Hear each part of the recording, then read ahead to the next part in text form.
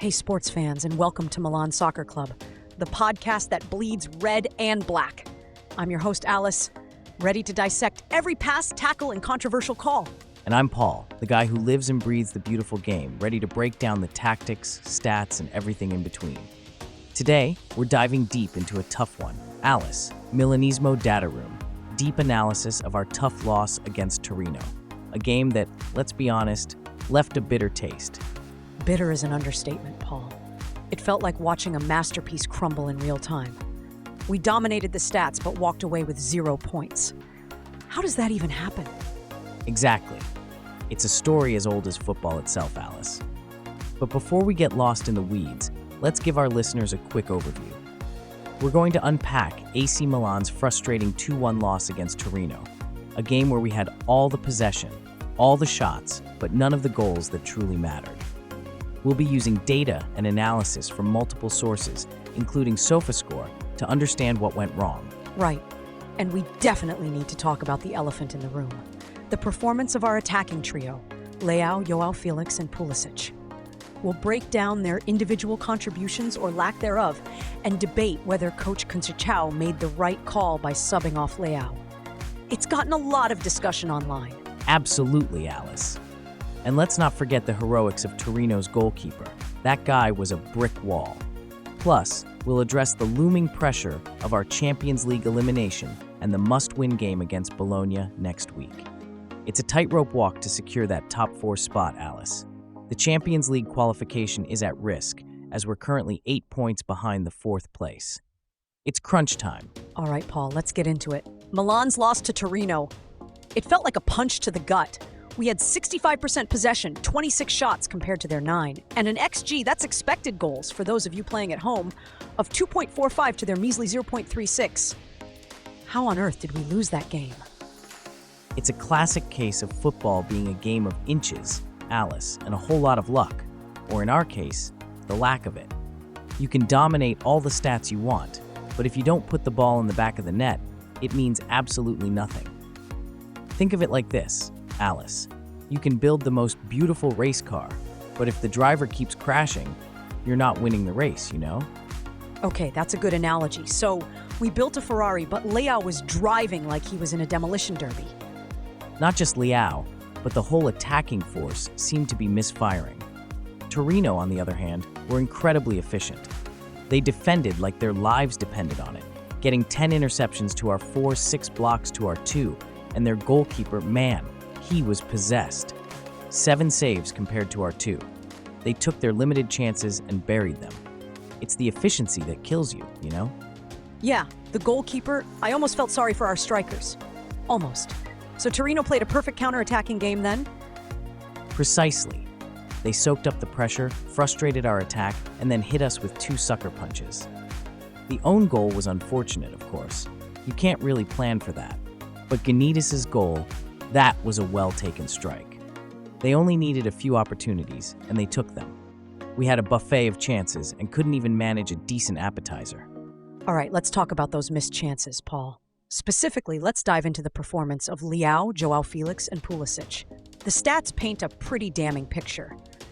Joao Felix, rated 7.5, seemed to be the most effective, while Leao and Pulisic both got a 6.7. What's your take?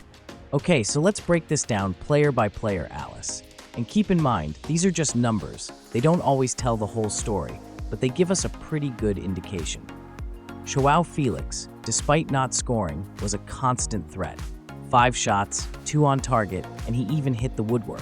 That shows he was actively looking for goal-scoring opportunities, constantly dangerous.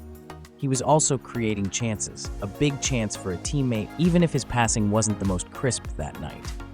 His XG was solid too, showing he was getting into dangerous positions. Okay, so Felix was actively trying to make things happen. What about Leao? The stats I've read are really damning. Leao. Oh man, where do we even start? 0 shots on target, Alice. 0. That's just not good enough for a player of his caliber.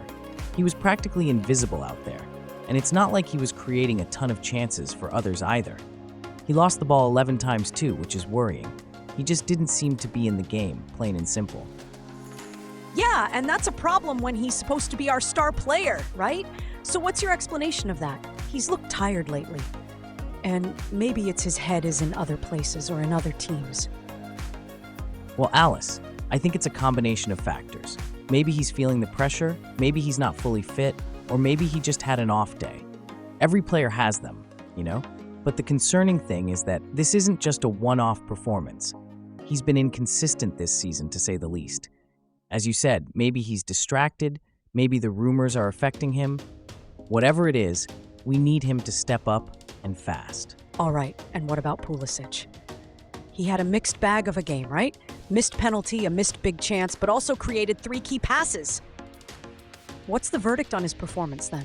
Pulisic is a tricky one, Alice.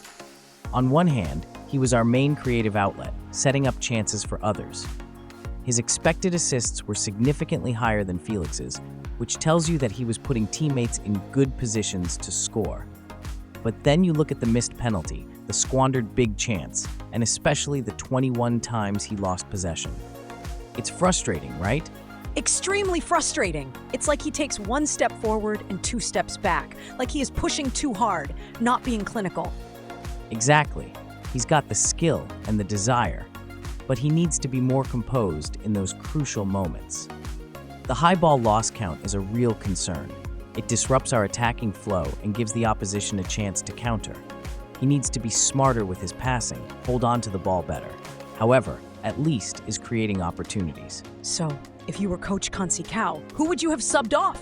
Leao or Joao Felix? Because that decision is causing a storm online. People think the coach is not favoring Leao and that is influencing his performance.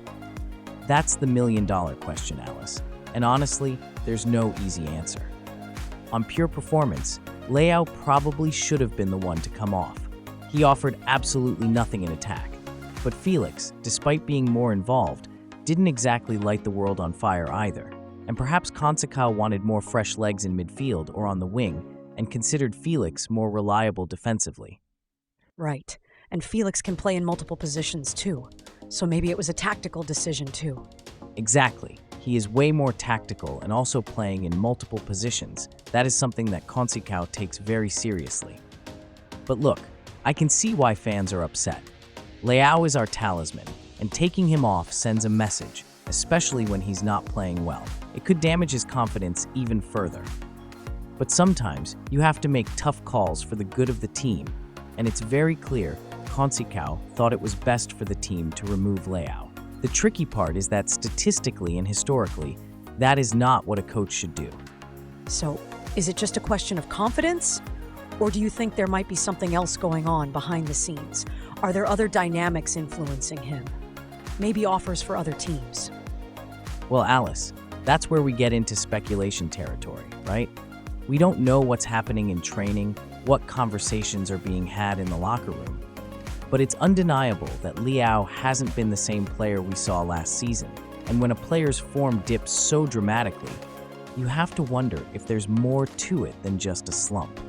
The pressure of a new contract, the weight of expectations, or maybe, as you said, the allure of other clubs, it could all be playing a role. I mean, look at Pulisic's peak.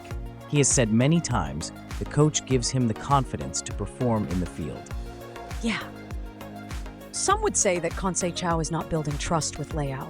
I mean, for many, this is not only stats, it's also a psychological dynamic in the team, right? Absolutely, Alice.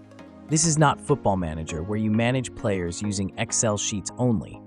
Football has a lot of human dynamic, and the coach has failed to connect with Leao. He needs to find a way to unlock him again, whether it's through a heart-to-heart conversation, a change in tactics, or simply giving him a run of games to build his confidence.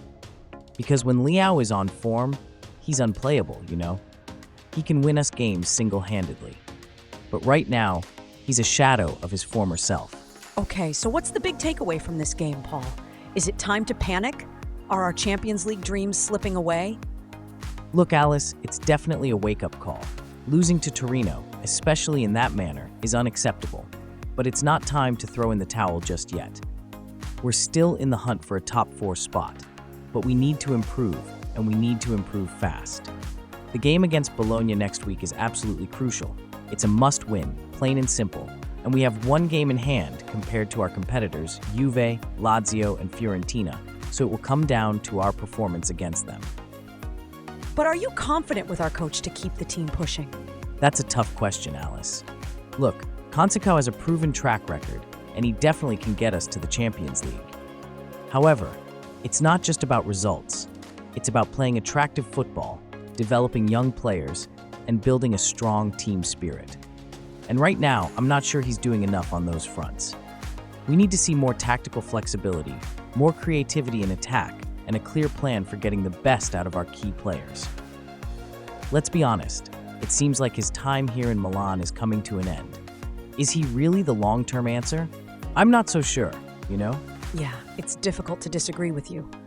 Also, the elimination from the Champions League must wait in the analysis. I mean, it's a tough situation. So, to everyone listening, what do you think? Is Consecao the right man to lead us back to glory? Let us know your thoughts in the comments. So we also need to acknowledge that there is some pressure coming from recent elimination from Champions League against Feyenoord. Oh, absolutely, Alice. That was a devastating blow, and it's definitely added to the pressure cooker. The Champions League is where we belong, and failing to progress is a major disappointment, both financially and in terms of prestige. But look, we can't dwell on the past. We need to learn from our mistakes and focus on the future. The Champions League is gone for this season, but we have to make sure we're back in it next year. But there is a lot of pressure from our competitors. It won't be easy, to say the least. All right, Paul, let's wrap this up. What's the final verdict? Are we doomed, or is there still hope for Milan? We are definitely not doomed, Alice. We have too much talent in this squad to write us off. But we need a spark, a change in mentality, and a renewed focus on the basics, defending well, taking our chances, and playing with passion and commitment. It's time for the players to step up and show what they're made of, you know? It's time for Consecao to find a solution. Also, what do you think? Is Leao going to score more goals soon? Well, let's hope so. But hey, that's all the time we have for today, folks. Thanks for tuning in to Milan Soccer Club. Don't forget to subscribe and follow us for more in-depth analysis and passionate debate. And remember, Forza Milan. Forza Milan, indeed. And let's hope we're talking about a much more positive result next week. Until then, ciao.